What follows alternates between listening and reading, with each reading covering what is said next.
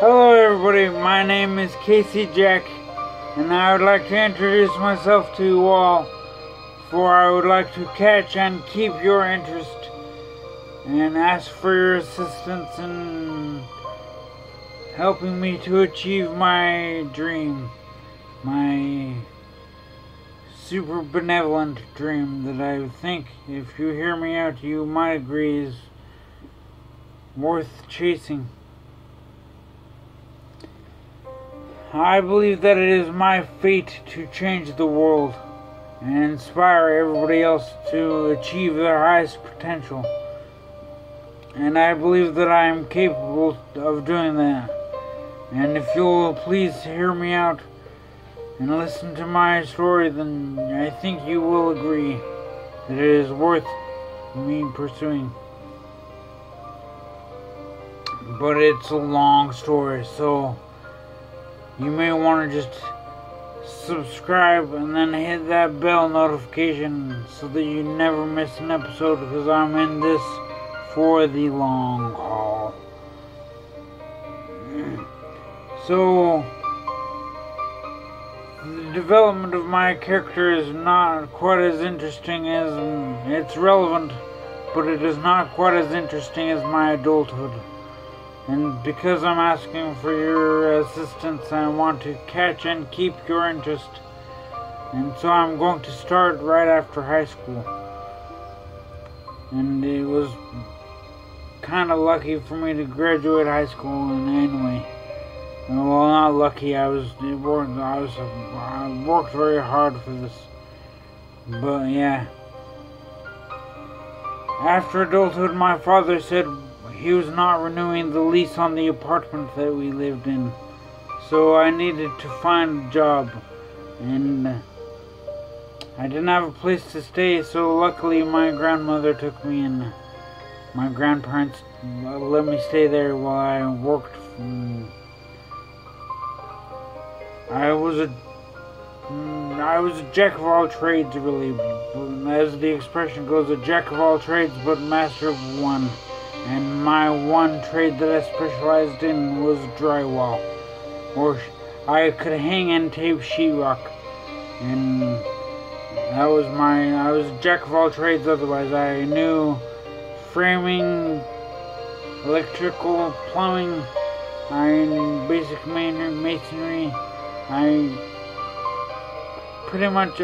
learned how buildings were built, and I thought, wow, this would be a very useful skill to have. And so I worked like a dog.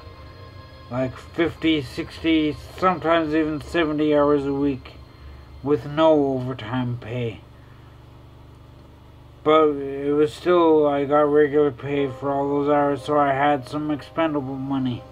And what do you do when you're 19 years old and you've got expendable money? You spend it on something ludicrously stupid. And when I was 20, it was about to be my 21st birthday, so for my 21st birthday I went and bought myself a brand new 2006 Harley Davidson. And so I thought that was very cool, and I rode like a bat out of hell, living on the precipice or edge of life. And you can only live and ride like that for so long. For me, it was only 4 months before I actually ended in the unthinkable. And so, of course, the unthinkable did eventually happen. And I was in a very, very severe motorcycle crash without my helmet. I was being stupid and drunk on a bike, no helmet, and I ended up crashing very severely, and I broke 3 vertebrae in my spine.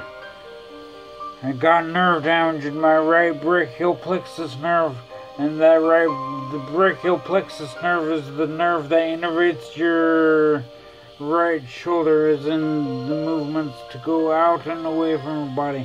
So lateral movements of my right arm very restricted, handicapped, and all that. So I had a traumatic brain injury, or TBI. And with that TBI brought with it a host of minor disabilities. And so, aside from, there's no way I was ever going to be in construction ever again. So, I'm explaining to you the minor disabilities that I've got. So I constantly see two of every image, always. The secondary image slightly above and to the side of the primary image that I see. Because there are two images that each eye sends an image to your brain, and my brain just cannot fuse them into one image easily. So yeah. I have my right and left side cannot coordinate and really move well, so juggling is completely out of the question. And like even running, see, this is something like running would be is very difficult for me, because you've got to coordinate from your right to your left so quickly. And I really admire people that can just coordinate from their right to left side, like jugglers, for example. Juggling is out of the question for me, but I think it's very cool that some people can do that very easily. It's admirable for me anyway. It was the right side of my head that I hit on the concrete pillar, so my entire left side is spastic and uncoordinated. And so, like, for example, my left hand always shakes it, and so, like, especially that's very difficult if I'm holding a cup or something. And watch that water, it shakes, and I'm trying to hold it still, I really am. But yeah, I have short-term memory loss.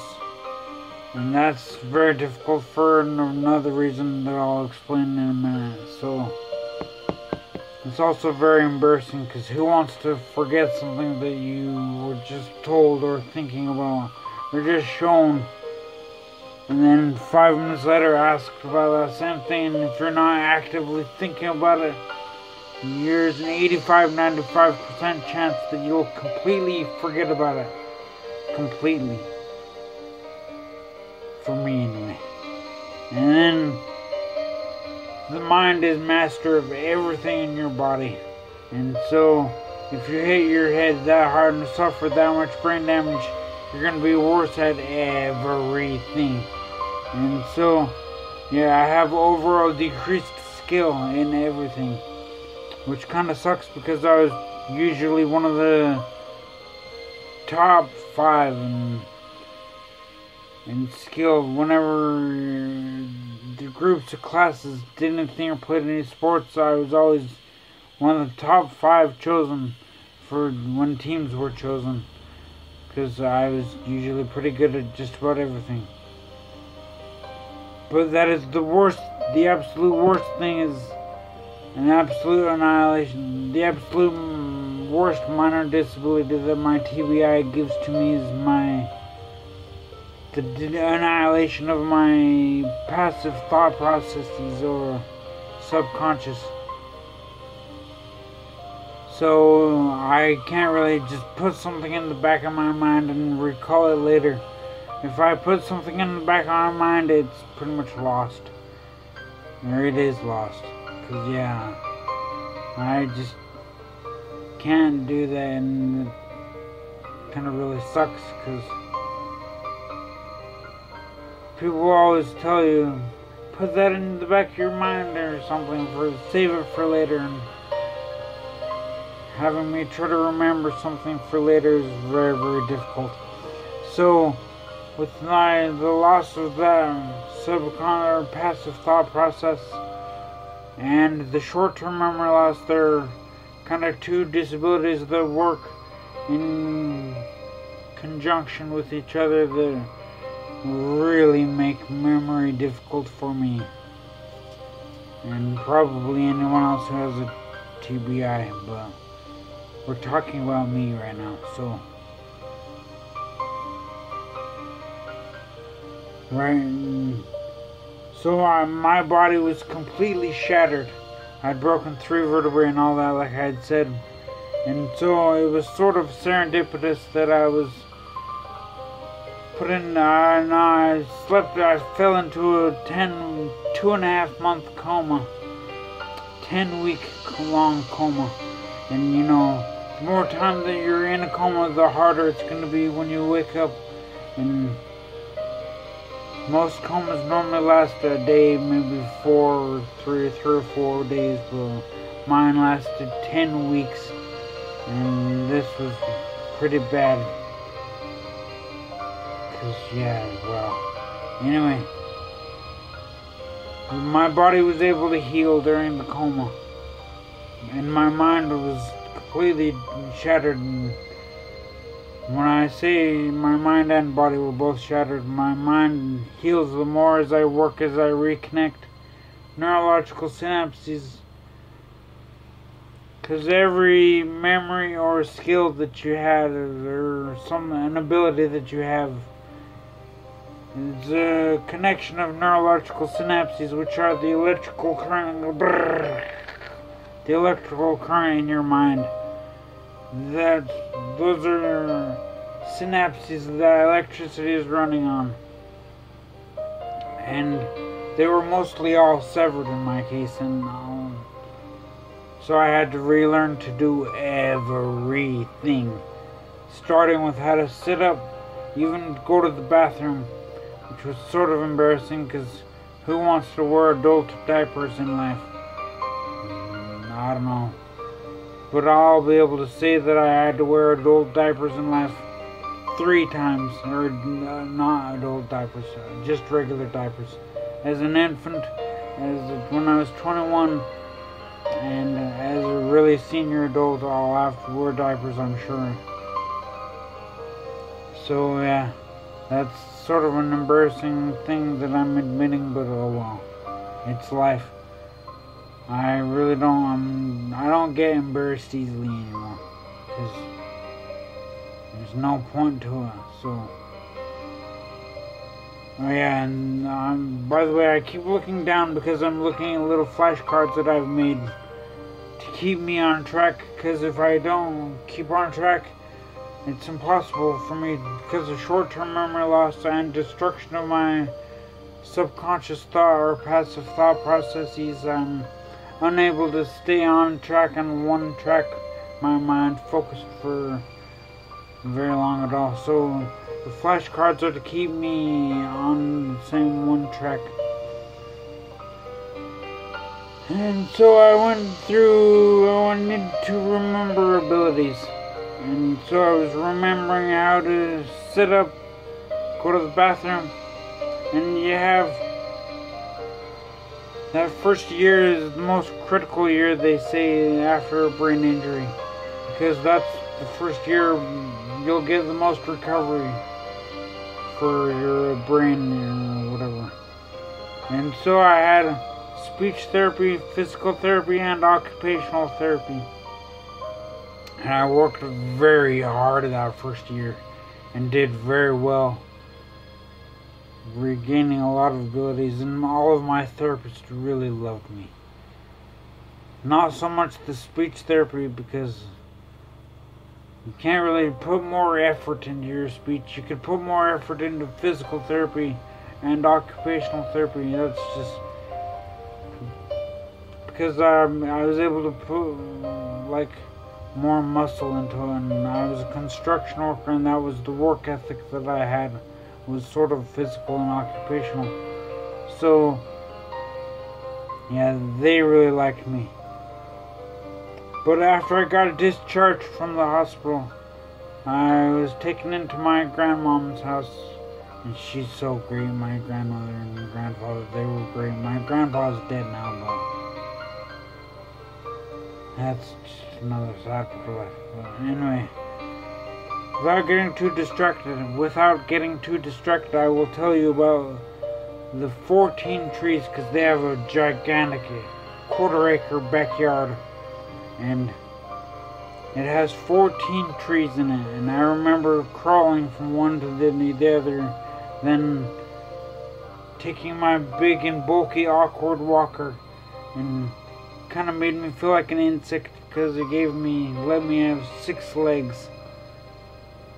And I had to carry that around with me as it was on grass, so I couldn't really roll it. I had to pick it up and move it, then take a step, pick it up, move it, take another step. So I was very glad that I advanced to the cane after that. And the cane was still embarrassing, but it allowed me to go to college. And so I was able to go to college after I had the cane.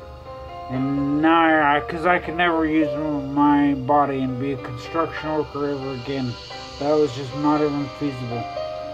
So I went to college and started taking English courses, because as my mother used to read to me as a child, she would read to me stories as a child.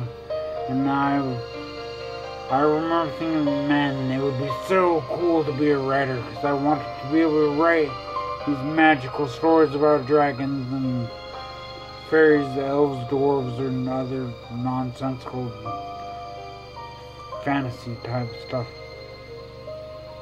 I just really liked that as a kid. And so I thought, wouldn't that be cool to be a writer? And that's something I'd always been answered whenever somebody asked, what do you want to be when you grow up? I always said it would be cool to be a writer.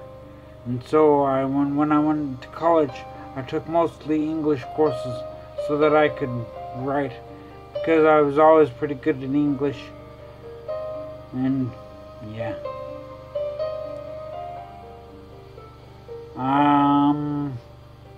Bicycle, safety first. After I had been able to walk, I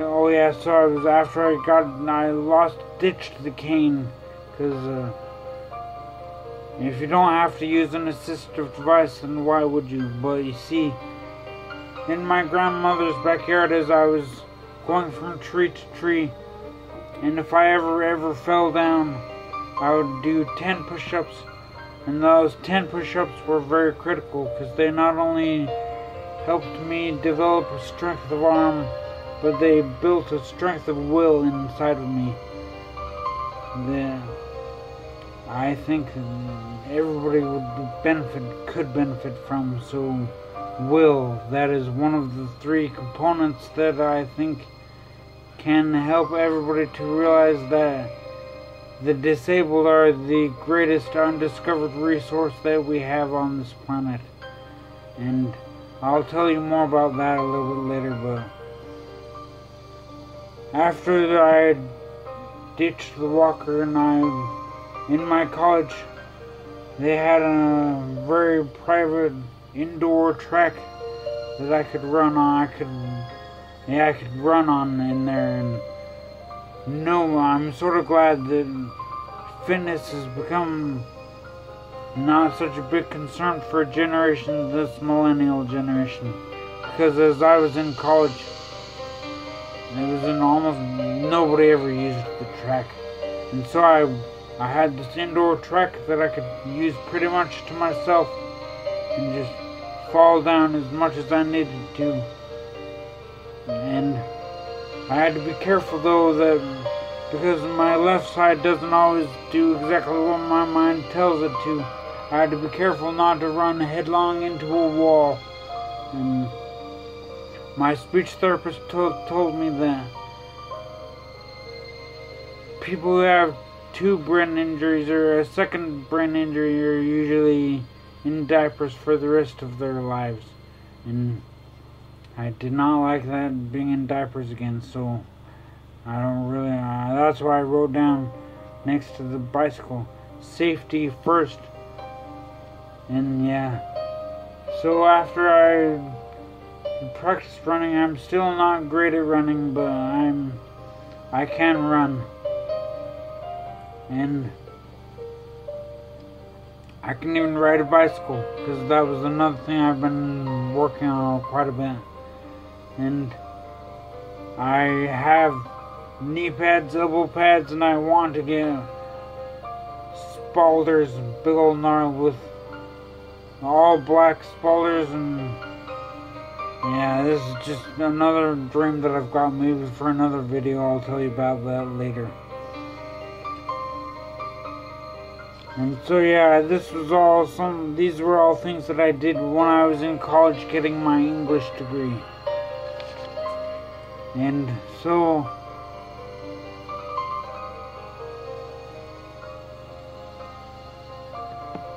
before I graduated with my English degree, I also was able to take other courses that I was very interested in, like biology and anthropology and things like that. But Chinese is what I've been interested in a lot, the most really. Because I've always wanted, during the stories that my mother used to read to me, I was always so interested in things that weren't possible. And, on this world, the farthest thing that you can get to where you are is the most interesting to me. So, I was born in America, and the farthest thing from America is China. And so, yeah, that was very interesting to me. And I really, really admired the culture and the history that they have, because they have a very interesting history. And so I took a lot of English classes, but I was also pursuing my own independence at the time. So I had moved out into a friend's basement, and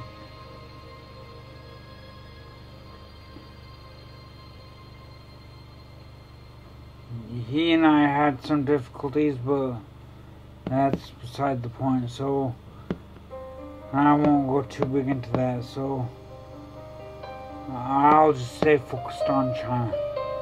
So I went to China, and this is where I was able to regain my confidence. Because like I think I told you earlier, my general skills were always really good before my accident. And so I was usually top 5 and picked out of any team being picked. And after my brain injury, I sort of had a very severe blow to my self-confidence. Blowed my confidence, self-esteem, confidence, same difference. So I was able to regain my confidence.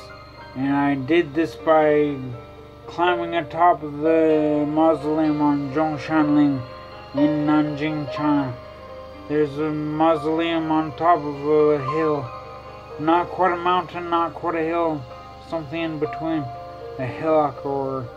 Anyway, the Chinese have built many tiered steps leading up to this mausoleum where Dr. Sun Yat-sen is buried on top of it. And without going into too much detail about Dr. Sun Yat-sen, I will tell you about the accomplishment that I achieved in Nanjing, China. So, I climbed up, and going uphill is not so difficult for me, but going downhill is much more difficult, because it requires control of all your movements, and my entire left side is spastic and uncoordinated, and I cannot really coordinate between the right and left sides. That's impossible for me, really. And so, if one side is spastic and uncoordinated, how can you make your other side, which is not spastic and not uncoordinated? It is uncoordinated, but not nearly as bad. And just with incredible difficulty, I remember trying very slowly, taking steps down this giant, many-tiered steps or staircase, or it was on a hill, so I could just see these many hard-edged steps, and crowds of Chinese people around. It would be very embarrassing and dangerous to fall. And so I remember reaching out on a shoulder to some people and catching my balance. And one person even asked me in very broken English, are you drunk? And there's no way I would be able to tell her, the truth of my situation, because my Chinese was at that point was not quite as developed. 我能说一点中文，但是不够好了，够不好了。Anyway, my Chinese, I could speak a little Chinese, but not nearly good enough to convey exactly what my situation was, which was, I'm a little better now, but not quite enough. So, in China, I was able to regain my confidence, so I eventually got down to the hill without falling down at all. And I remember letting out such a huge bellow, woo, of victory when I got down to the bottom. Because, that was an accomplishment for me. None of the Chinese around could ever know what it meant to me, but I was, regaining my confidence. It was very personal.